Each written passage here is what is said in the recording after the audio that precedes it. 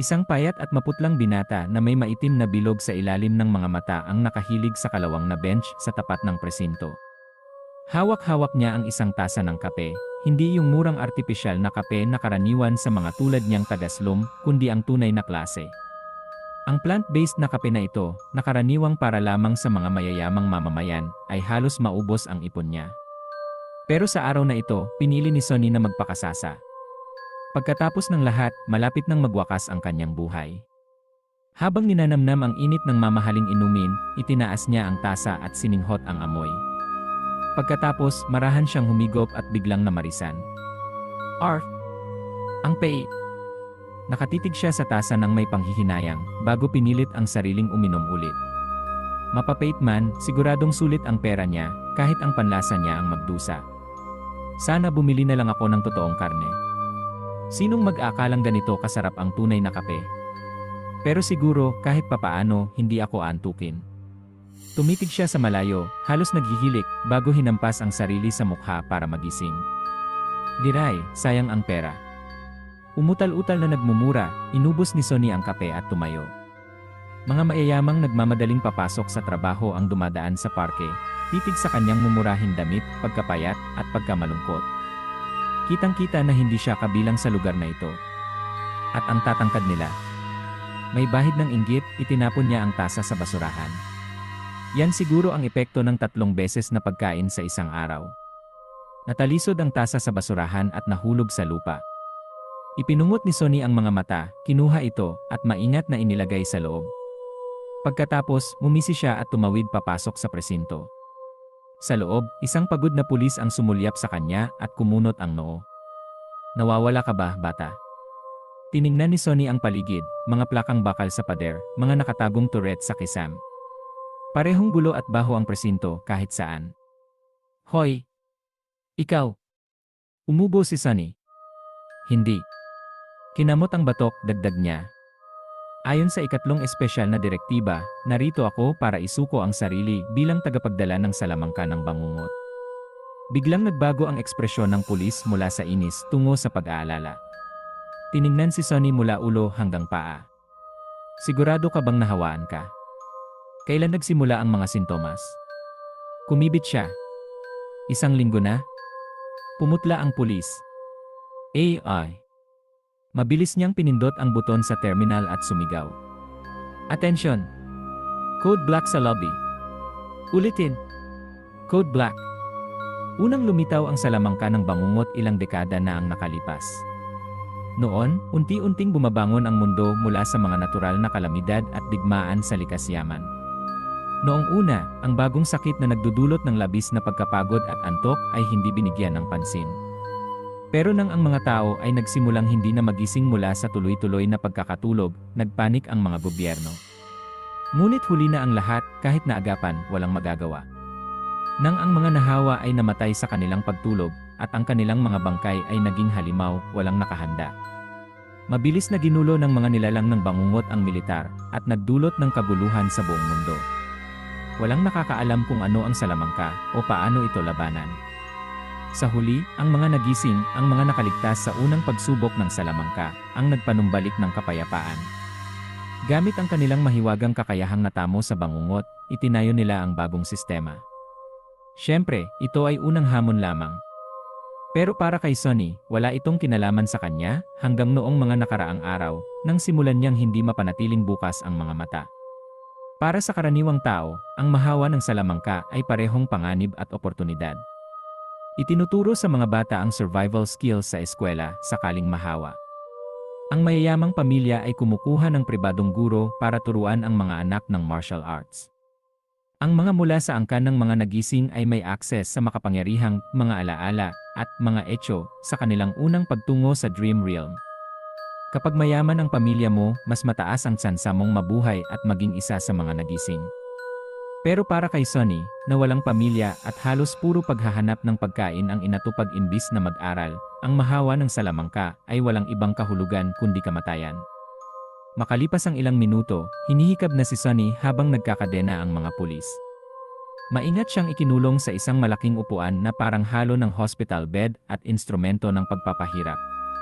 Ang silid sa basement ng presinto ay may makapal na pader at bakod na pinto.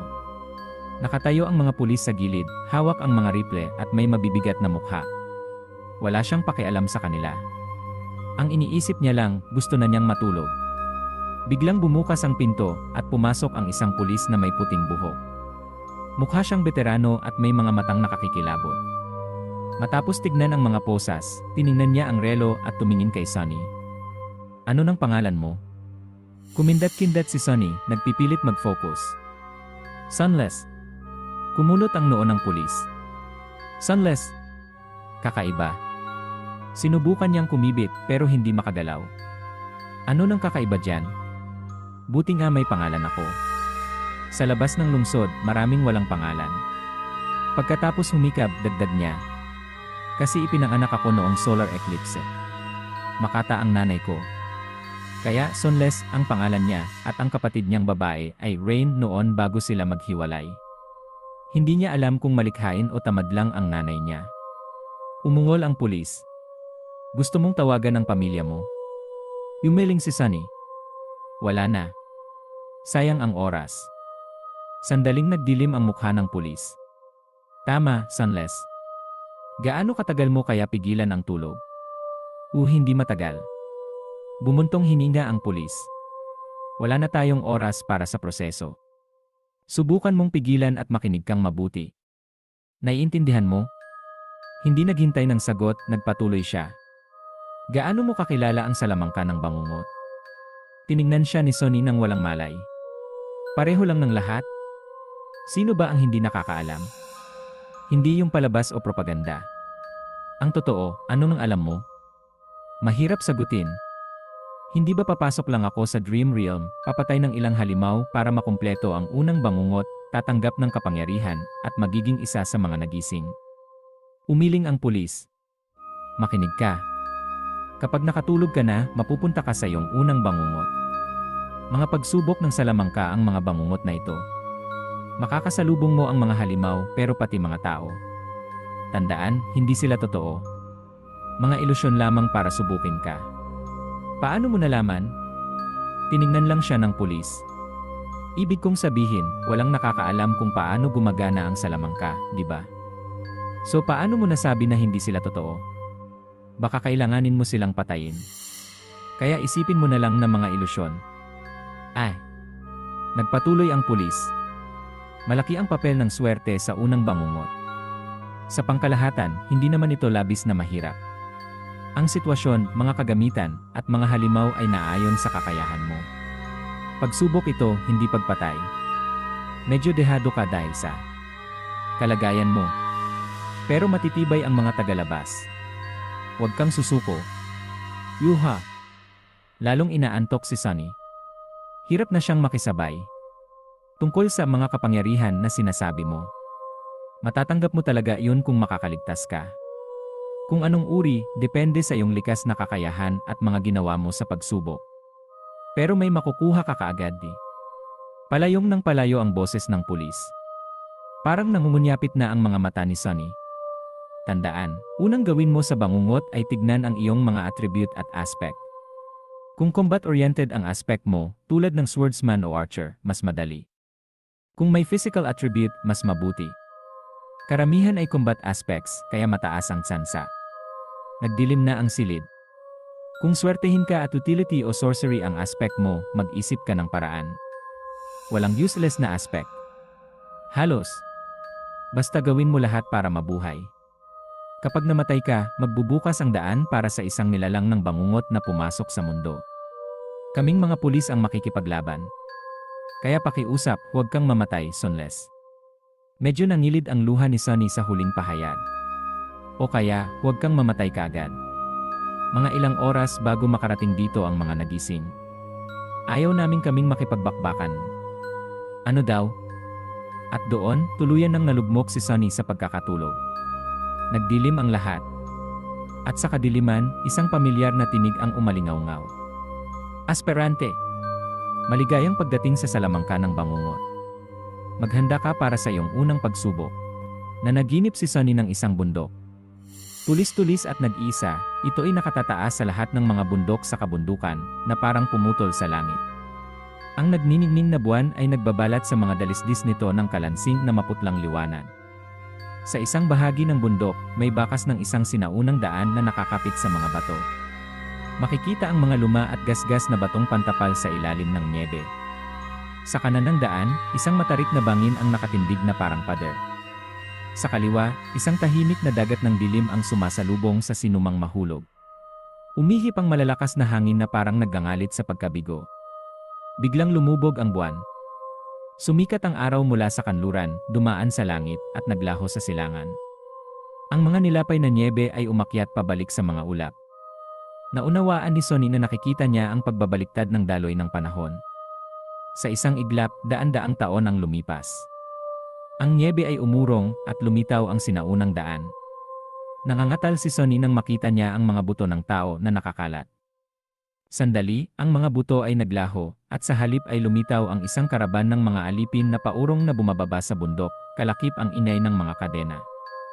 Bumagal ang oras, huminto, at muling nagpatuloy. Aspirante! Maligayang pagdating sa salamangka ng bangungot. Maghanda ka para sa iyong unang pagsubok. Ano-ano ba to? Hakbang. Hakbang. Isa pang hakbang. Lumaganap ang matinding sakit sa mga sugat niyang paa habang nanginginig sa lamig. Ang bulanit niyang tunika ay walang silbi sa hampas ng hangin.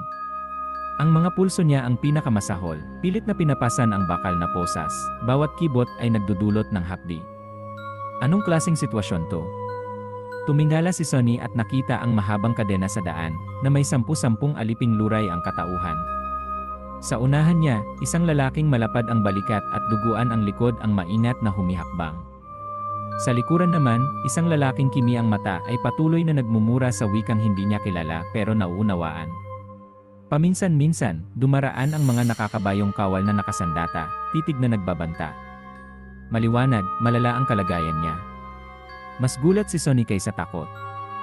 Dapat nga, ang unang bangungot ay nagbibigay ng pagkakataon, karaniwang isang prinsipe o mandirigma ang papel ng aspirante. Pero ang magsimula bilang aliping halos patay na. Labag sa lahat ng naririnig niya. Pero ayon sa pulis, ang salamangka ay naghahain ng pagsubok, hindi kamatayan. Kaya sigurado siyang may kapalit ito, isang malakas na aspek. Paano ba to? Naalala niya ang mga webtoon na kanyang nabasa. Nag-concentrate siya sa mga salitang ikatayuan, sarili, at impormasyon. Biglang lumitaw ang kumikislap na mga rune sa harap niya. Kahit hindi niya maintindihan ang sulat, malinaw ang kahulugan. Nakita niya ang rune ng kanyang aspek at tuluyang nawalan ng pag-asa. Pangalan, Sunless. Tunay na pangalan. Rango, aspirante. Ubod ng kaluluwa, tulog. Mga alaala. Mga etyo. Mga katangian, itinakda, tatak ng pagkadiyos, anak ng mga anino. Aspect, alipin ng templo. Description, ang alipin ay isang walang kwentang hampas lupa na walang kakayahan. Ang alipin ng templo ay pareho, mas bihira lang. Anak ng walang kwentang aspect nga. Nataranta siya, natisod, at nahila ang kadena. Biglang sumigaw ang lalaki sa likod. Anak ng puta! Tignan mo ang lakad mo. Mabilis niyang itinago ang rune at bumabalance. Ngunit nahila ulit niya ang kadena. Gago ka. Papatayin kita. Ngumisi ang malapad na lalaki. Para saan? Patay na yan pag sumikat ang araw. Papatayin ng bundok. Pagkatapos dagdag niya. Tayo rin. Hindi ko maintindihan ang imperyo. Bakit tayo pinapunta sa lamig na to? Sumagot ang isang banayad na tinig mula sa likod. Mainit dapat ang lagusang ito. Swerteng pangit lang. At huwag mong saktan ang bata. Bakit? Lumingon ng bahagya si Sonny. May tatak siya ng templo. Ipinanganak siyang alipin, alipin ng templo ng Diyos ng Anino. Kamakailan lang winasak ng imperyo ang huling templo nito. Kaya siguro nandito siya. Ano? Takot pa tayo sa Diyos na di kayang ipagtanggol ang sariling templo? Ang imperyo ay nasa ilalim ng Diyos ng digmaan. Tayo. Sino ang magtatanggol sa atin kapag nagalit ang Diyos ng Anino? Tumahimik ang lalaki. Biglang dumating ang isang kabataang kawal na nakaputi ng kabayo. Mukha siyang bida sa teleserye, gwapo at marangal. Ano ang nangyayari? Sumagot ang banayad na tinig. Wala po. Pagod at ginaw lang kami. Lalo na ang batang ito. Tiningnan ng kawal si Sonny nang may awa. Bata. Di hamak na mas matanda ako sa'yo. Inabot ng kawal ang kanyang pitsel. Uminom ka. Malapit na tayong magpahinga. Pero biglang pumutok ang latigo. Nasampal si Sonny at nagdugo ang likod. Isang matandang kawal ang sumigaw. Ano ba iyang ginagawa mo? Pinapainom ko lang po siya. Ang mga alipin ay hindi gi. Susunod, ikaw ang lalasunin ko.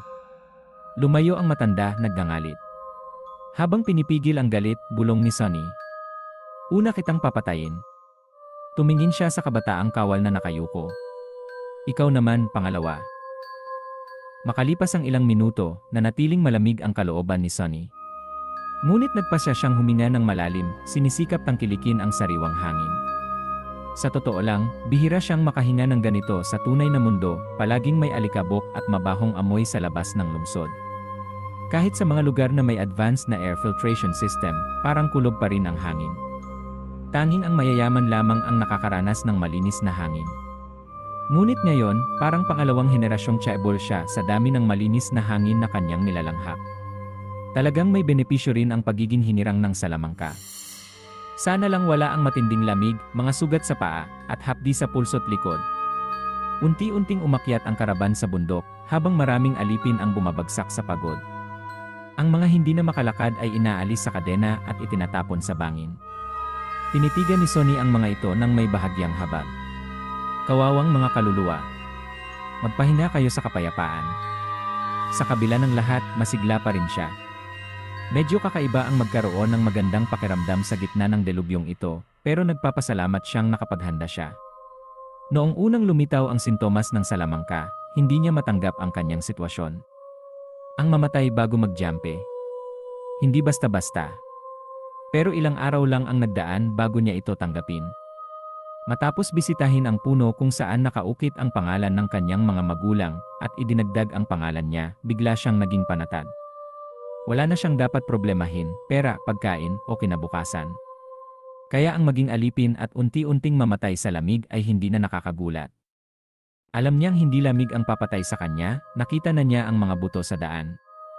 Malamang, isang pangkat ng halimaw ang salarin. At mangyayari ito sa loob ng ilang oras.